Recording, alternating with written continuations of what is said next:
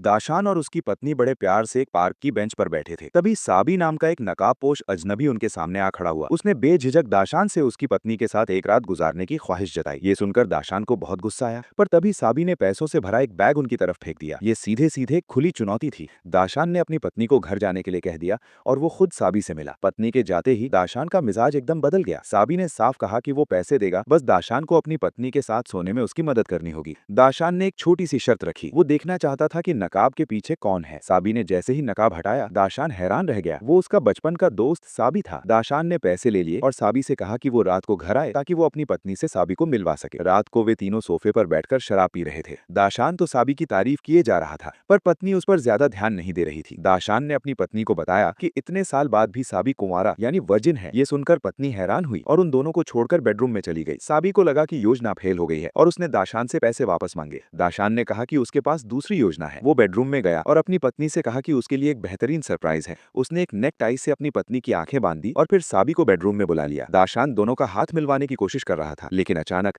साबी ने पत्नी की आंखों पर बंधी टाई को झटके से खींचकर हटा दिया। पत्नी ने दाशान को साबी के साथ खड़ा देखा तो दंग रह गई। साबी ने बताया कि वो ये सब सिर्फ इसलिए कर रहा था ताकि पत्नी देख सके कि उसका पति कितना घटिया इंसान है। इस पर दाशान ने कहा कि अगर साबी ने टाई नहीं हटाई होती तो पत्नी को कभी पता नहीं चलता। पत्नी को यह समझ आ गया कि दाशान ने सच में पैसों के लिए उसे बेच दिया था। उसने तुरंत तलाक की बात कही। दाशान को इस बात का कोई पछतावा नहीं था, क्योंकि उसे लगा कि अब वो उन पैसों से और भी पत्नियां खरीद सकता है। साबी मुस्कुराया और दाशान को बताया कि पैसे के बैग में सिर्फ एक नोट असली था, बाकी सब तो नकली कागज थे। दाशान को एहसास हुआ कि साबी ने उसे बेवकूफ बनाया है।